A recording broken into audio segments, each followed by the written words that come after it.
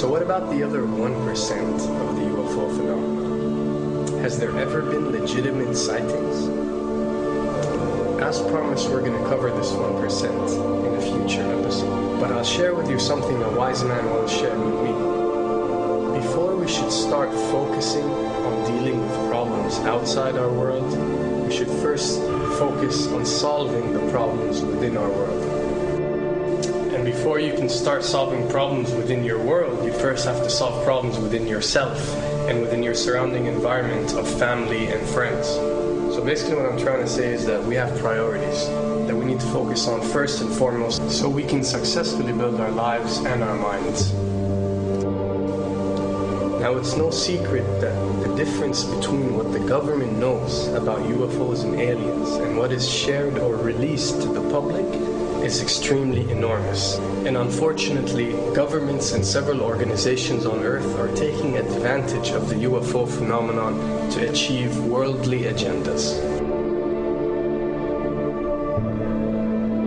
So why do we see particle beams, huge ones, firing at things that are, you were saying 200,000 Gs? Yep. I mean, go over that. Well, because I think it's part of a test for if there are bad guys out there. Or maybe they're doing preparations for factions. We may be looking at more than one faction. Remember, these groups tend to fragment. They fractally fragment so that you have wars within wars within wars.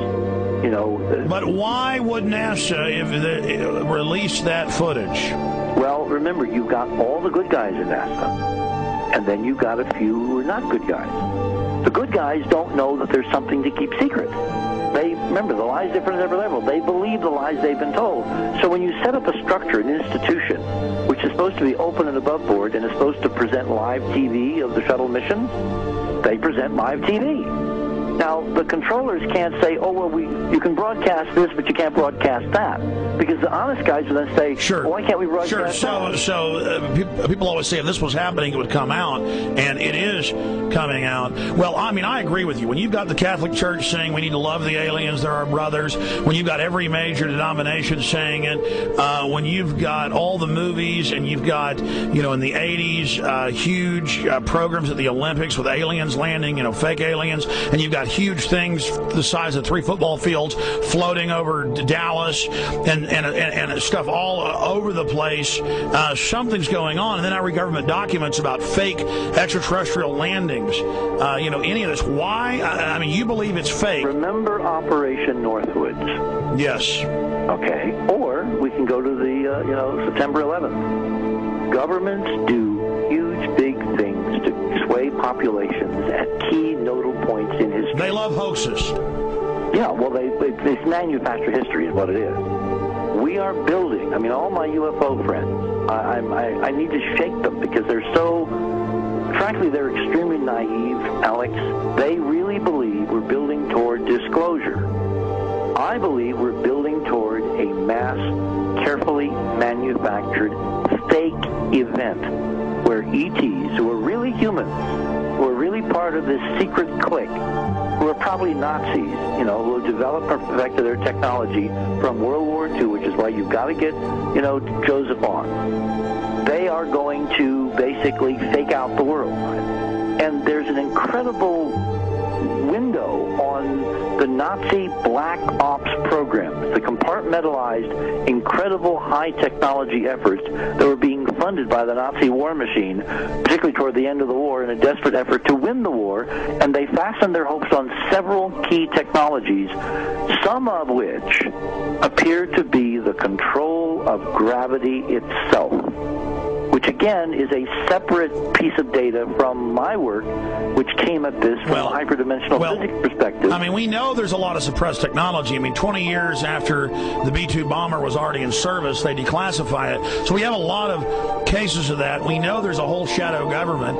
This is technology in physics, Alex, that would make anything you think you know like a candle flame compared to a hydrogen bomb. This is a physics that literally allows you to rearrange time.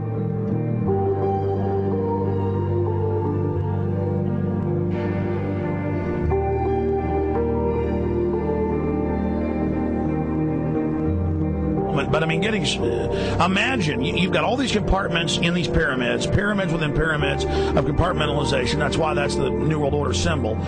And we don't know what they've got because they are so secret. We know they lie so much. We just know it's advanced. Mainline scientists say they're 30 years advanced. So Richard C. Hoagland, what I'm saying to you is, I'm entertaining what you're saying. I respect you. I think you're a great guy. My only issue is, like you said, dealing with what we know they could be up to. The fact, Alex, we have done experiments. We have our own data. We have experiments now from the Soviet Union. 30, 40 years when the Iron Curtain came down, when glasnost finally prevailed, a huge amount of stuff was declassified from the KGB as well.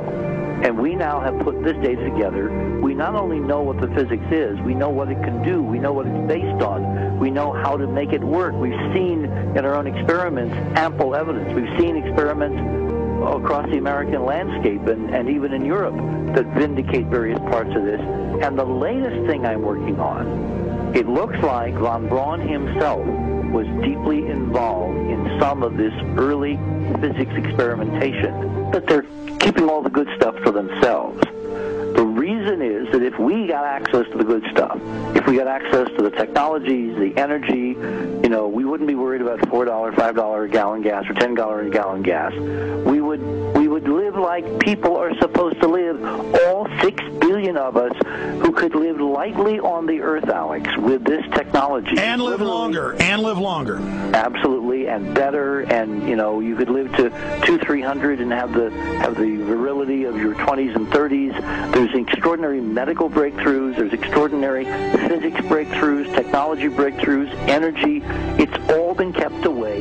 Think about it. We're already on a planet hurtling through space, all these wonders around you, and you've been taught it's bizarre to question, and that's because there's so many kooks in the alternative movement who do talk about ridiculous, Hollywood-style green men, instead of really looking at the shadow government and all these crazy secret societies that are admittedly running NASA and the shadow government. Well, ladies and gentlemen, during this talk that I'm going to give you, I'm going to explain to you the history of this phenomenon, who the secret government really is, and I will name them by name, the beginning group, the study group. I will tell you who they are today. I'm going to tell you what this is all about. I'm going to tell you who's selling drugs to your children, and I'm going to tell you why the United States government is afraid for you to find out what the truth is regarding UFOs.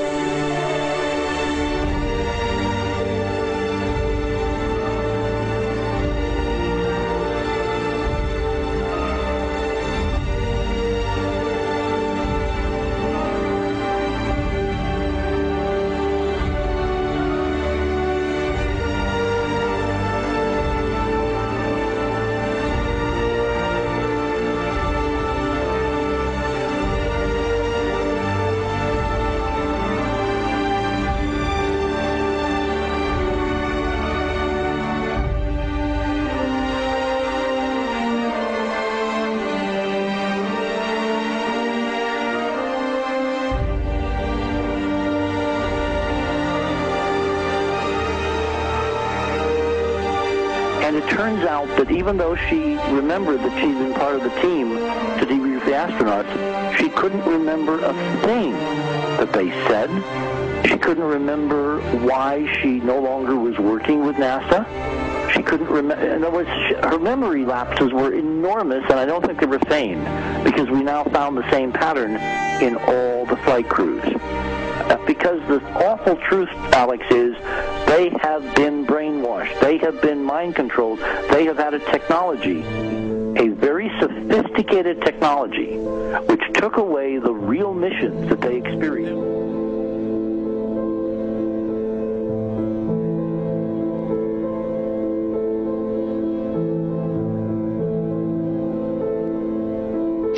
Sorry.